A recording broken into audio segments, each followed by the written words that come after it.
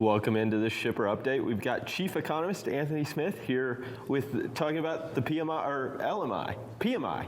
One of the MIs. And yeah, so one of the I's. We're going to talk about some charts here. So, we had a busy last week. The latter half of the week was just so loaded up with releases, so I figured we didn't really get a chance to dive in deep to some of those trends we had.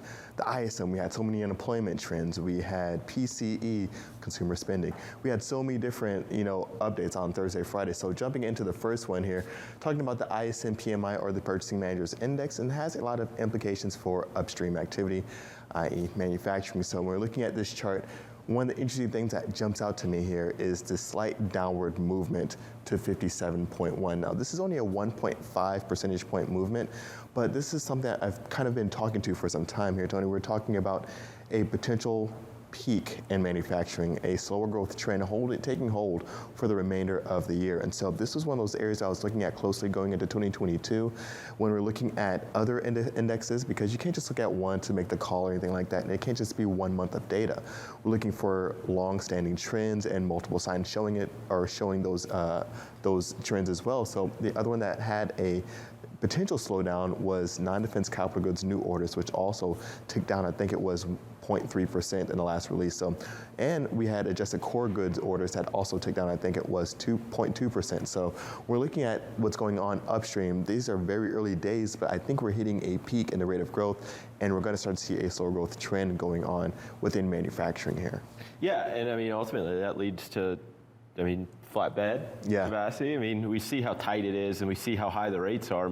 A slower rate of growth may ease some of that pressure that's hitting the flatbed market right now. Exactly, and I mentioned this in the carrier update a little bit with Michael Vincent, and some of the areas of opportunity that there's a lot of activity with, and that's going to be coming from construction. I think there's going to be a ton of areas of opportunity for construction. We're looking at non-residential, of course, we're looking at warehousing, things like that. But if you're a shipper, it's going to be very industry dependent on where you are. If you're looking at steel, if you're looking at grains, it's going to be a whole different impact. If you're looking at something more commodity based, but different shippers are going to have a little bit different feelings upstream. We're going to our next chart here. We're also going to look at a little bit of a leading indicator for some manufacturing activity, and that's going to be new orders and the backlog of orders. And we see the backlog of orders that ticked down slightly here as well with the new orders, which the new orders moved down 7.9 percentage points, and that's a pretty significant downward movement. When we start to see new orders go down and we're seeing backlog of orders also tick down, it's still over 50, and I forgot to mention if it's above 50, that means expansion within that market, while below 50 is indicative of contraction. So if we look at a reading of 53.8, we're right kind of nearing that peak of 50, that threshold for growth here, and we see that 7.9 percentage point downward movement. That's really telling us, hey, there might be a little bit of drying up when it comes to the backlog of orders. New orders aren't flowing in as quickly as they were before, and so that really can lead to this expectation that that slower growth is starting to kind of form here.